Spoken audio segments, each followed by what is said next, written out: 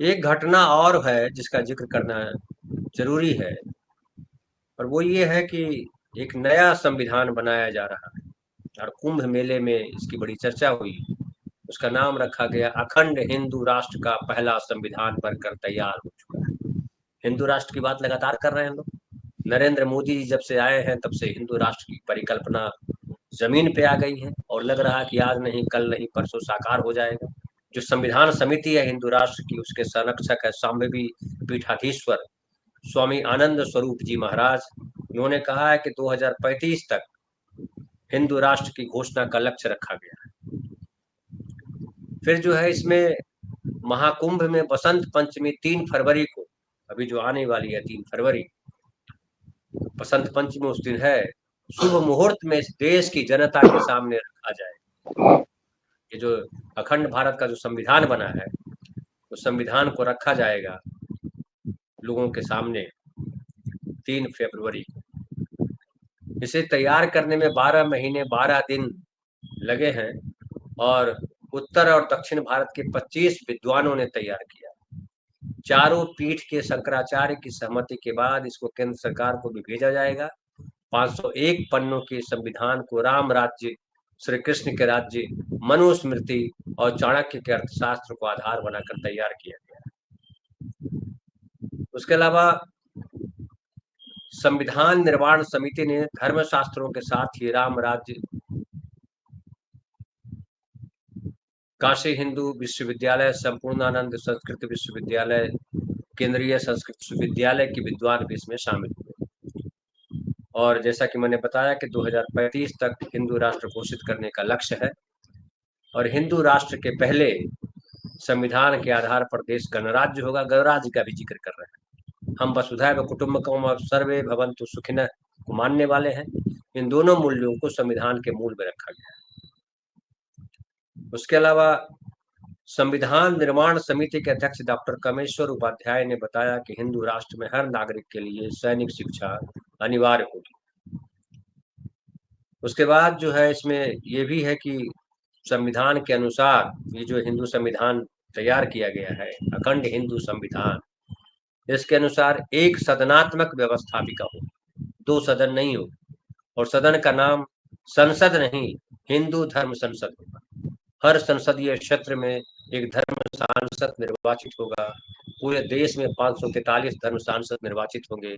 धर्म सांसद के लिए न्यूनतम आयु 25 वर्ष और मतदान करने के लिए न्यूनतम आयु 16 वर्ष निर्धारित की गई है। चुनाव लड़ने और लड़ाने का अधिकार, ये सबसे महत्वपूर्ण है। चुनाव लड़ने और लड़ाने का अधिकार केवल सनातन धर्म के अनुयायियों और भारतीय उपमहाद्वीप के पंथ, जैन, बौद्ध और सिख मत के अनुयायियों का होगा। विधर्मियों को मताधिकार से वंचित किया जाए।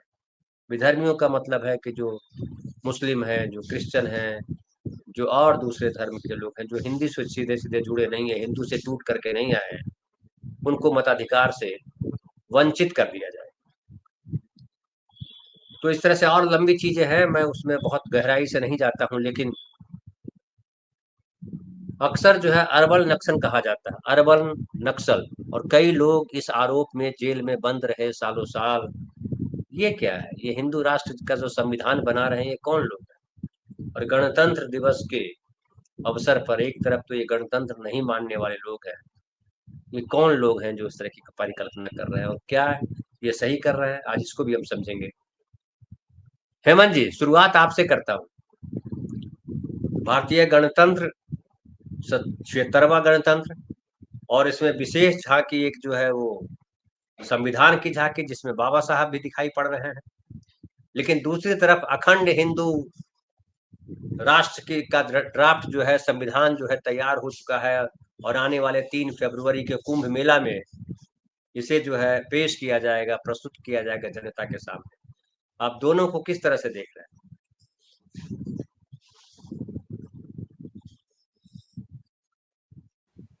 जी धन्यवाद।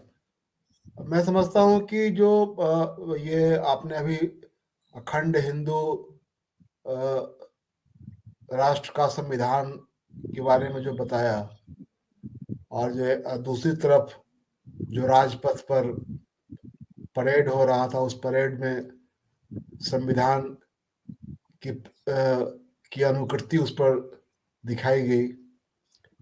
तो ये जो कुछ आप देख रहे हैं, ये इसमें कोई विरोधाभास नहीं है। ये पूरी इनकी परियोजना का हिस्सा है कि ये आपके संविधान को माथे भी लगाएंगे, संसद के आगे घुटने भी टेकेंगे, बाबा साहब की मूर्ति के आगे झुकेंगे, पंच तीर्थ उनके नाम पर बनाएंगे। लेकिन लगे हाथ ये बाबा साहब के सपनों का भारत क्या होगा, महात्मा गांधी और नेहरू के सपनों का भारत क्या होगा, उसको अंगूठा भी दिखाएंगे। तो ये एक साथ पूजने और दूसरे हाथ से अंगूठा दिखाने की पूरी कवायद है कि हम क्या चाहते हैं। ये सिर्फ ये कोई हंसी मजाक का विषय नहीं है जो ये कर रहे हैं।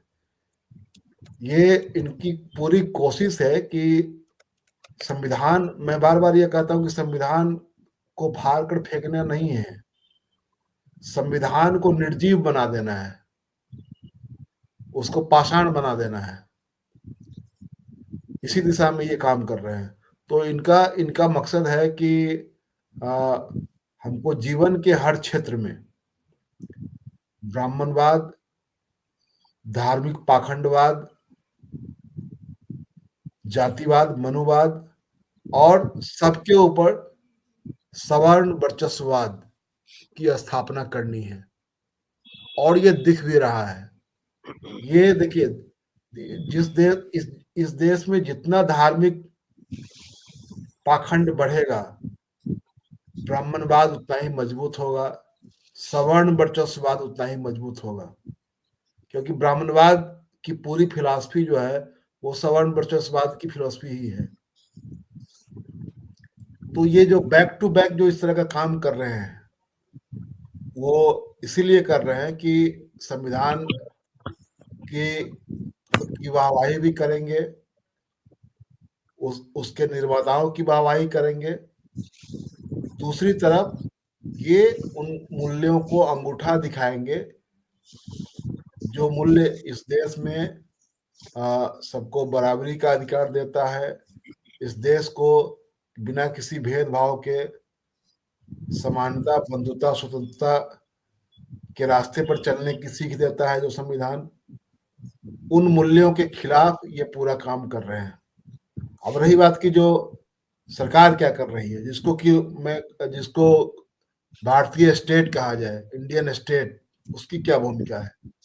आप देखेंगे कि जो एक पीएफआई संगठन है, उसको इस नाम पर बैन किया गया या उनके लोगों की गिरफ्तारियां हुई कि ये इस्लामिक स्टेट बनाना चाहते हैं। और पटना में जब कार्रवाई हुई थी, छापे पड़े थे, तो उस दौरान पटना के जो एसएसपी थे, उनका नाम मैं याद नहीं कर पा रहा हूँ, लेकिन वो सिख हैं। तो उन्होंने मीडिया के सामने कहा था कि इनका पूरा जो मोडस ऑपरेंडाई है वो उसी तरह का है जैसा आरएसएस का है। इसको लेकर काफी बवाल मचा था और उनको निलंबित करने, उनको नौकरी से बर्खास्त करने की तमाम तरह की मांग की गई थी। तो ये जो कुछ हो रहा है, इनके खिलाफ कहाँ कोई कार्रवाई हो रही है। तो यह कार्रवाई नहीं होना और पूरे प्रशासनिक तंत्र का चुप रह जाना, यह क्या दिखाता है। इसको मैं और नीचे ले जाता हूँ। जो मोकामा में अभी घटना हुई, आनंद सिंह जिनको पैरोल दिया गया था और वो जेल से बाहर आए थे, और उसके बाद जिस तरह की गोलीबारी उन्होंने की, तो और जो जिसके खिलाफ किया वो भी उन्हीं के लोग हैं, बताया जाता है। अब उनसे रिश्ते बिगड़ गए हुए हैं उनके, और वो दोनों लोग मिलकर के बयान दे रहे थे टीवी पर, वीडियो जारी कर रहे थे। आज की तारीख में कोई गैर सवर्ण इस तरह की हिमाकत नहीं कर सकता है। मैं यह दावे के साथ कह रहा हूं, वह मुसलमान हो और वह पिछड़ी जातियों में अगर कोई यादव हो, तब उसका तब उसके उस पर मीडिया का क्या शोर होता। उसी तरह जब ये जो हिंदुत्ववादी ताकतें जो है वो जब इस तरह का कैंपेन चलाती हैं, इस तरह की बातें करती हैं कि हम अखंड हिंदू राष्ट्र का संविधान लेकर के आ रहे हैं, भारत सरकार को भेजेंगे और कुंभ में उस पर बातचीत होगी, फिर फरवरी महीने में बातचीत होगी, उसमें जो विधर्मी हैं उनको मताधिकार नहीं होगा। ये सारी बातें क्या है? ये सारी बातें उसी तरह की है जैसे कभी गिरिराज सिंह मुसलमानों को पाकिस्तान जाने की नसीहत देते हैं। विधूरी संसद में दानिश अली को तमाम तरह की जातिवादी और ये धार्मिक इससे जोड़ करके गालियां देते हैं उनको। तो ये जो पूरा इसको पूरे परिप्रेक्ष्य में अगर आप देखेंगे तो ये साफ साफ दिखाई देता है कि आज की तारीख में जो भारतीय स्टेट है वो पूरी तरह से एक तरह से वो एक गिरोह के हाथों संचालित हो रहा है, एक अराजकतावादी गिरोह है और उस गिरोह के सामने जो पहला कर्तव्य है वह है संविधान को खत्म करना। तो संविधान को फाड़ कर तो फेंकेंगे नहीं, संविधान के समानांतर सब कुछ करेंगे। अखंड हिंदू राष्ट्र का संविधान लेकर के आएंगे। अभी एक खबर मैं देख रहा था कि जो अरुण गोविल हैं मेरठ से सांसद, वो राम जन्मभूमि प्राण प्रतिष्ठा के दौरान आए थे और उन्होंने कहा कि ये पूरे देश में 11 लाख रामचरितमानस बांटेंगे। रामचरितमानस को लेकर ही अपने आप में विवाद है, उसके पूरे पाठ को लेकर के विवाद है और वो आदमी कहता है कि पूरे देश में हम रामचरितमानस बांटते। क्या इनको सांसद इसीलिए बनाया गया है कि रामचरितमानस बांटेंगे आप? क्या संविधान के मूल्यों की उसूलों के खिलाफ ये है नहीं? तो कोई रोकने वाला है? कोई नहीं रोक सकता है इनको। तो ये सब कुछ एक पूरी परियोजना के तहत किया जा रहा है जिसमें कि सबको छूट दी गई हुई है कि जिसको जो पन पड़े वह अराजकता पैदा करने के लिए करे। जहां संविधान को ठिकाने लगा दिया जाए, कानून के राज को ठिकाने लगा दिया जाए। उत्तर प्रदेश एक ऐसा राज्य मैं समझता हूँ कि आज की तारीख में हो गया हुआ है जहां दंगा एक ये लघु उद्योग के रूप में विकसित हो गया है।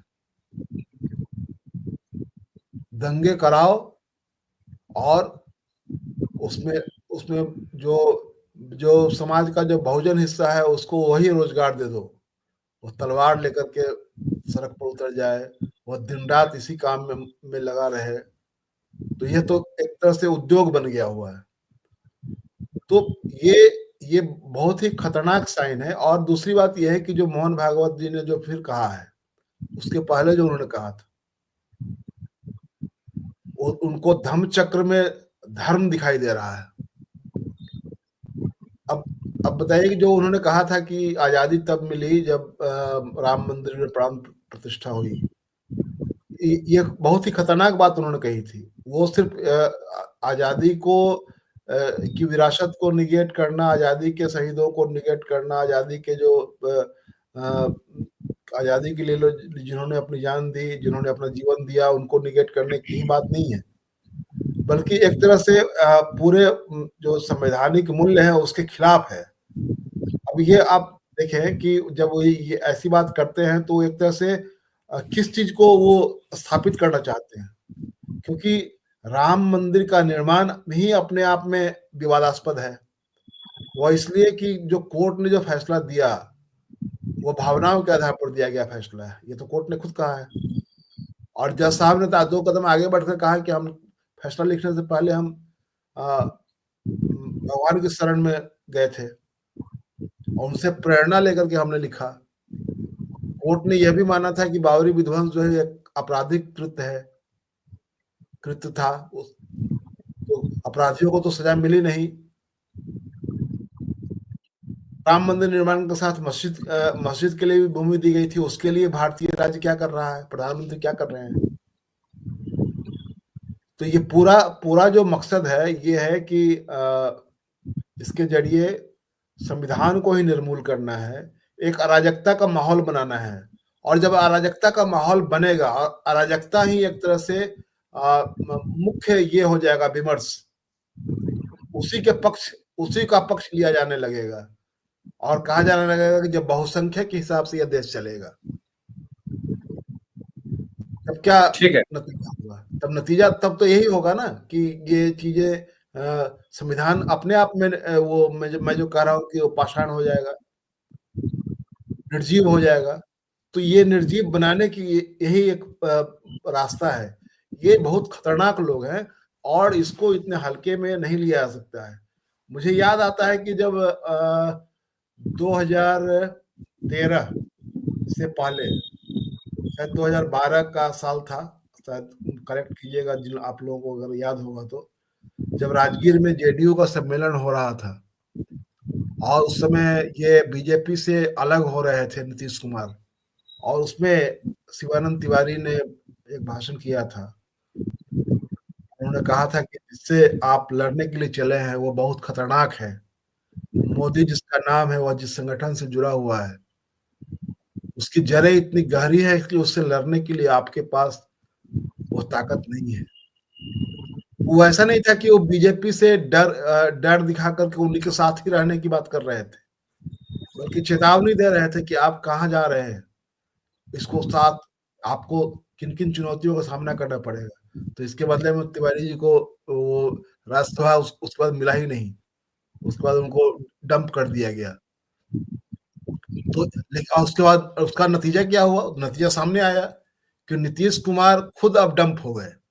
नीतीश कुमार की हालत आज की तारीख में जो कर दी गई है, उनकी शारीरिक हालत और उनकी राजनीतिक हालत दोनों ही दयनीय है। ठीक है। और ठीक है। ये काम बीजेपी ने बखूबी किया है। ठीक है। बीजेपी ने डंके की चोट पर उनको 3 नंबर पर ठेल कर रख दिया, ठिकाने लगा दिया 3 नंबर पर। उसके बावजूद उसके पाँव पर रहे हैं, उसके बावजूद उस प्रधानमंत्री के पाँव छू ले रहे हैं और उनके ही प्रधानमंत्री रहने की कामना करते हैं। तो ये चमत्कार कैसे हुआ? एक व्यक्ति जो स्टेट्समैन माना जाता था उसको कैसे झुका दिया बीजेपी ने? यह बीजेपी और आरएसएस का यही कमाल है और ये कमाल जीवन के हर क्षेत्र में वो दिखाना चाहता है। ठीक है। संविधान के साथ, कानून ठीक। के साथ, संसद के साथ, इस देश की जनता के साथ, इस देश के विपक्ष के साथ सब कुछ करना चाहता है।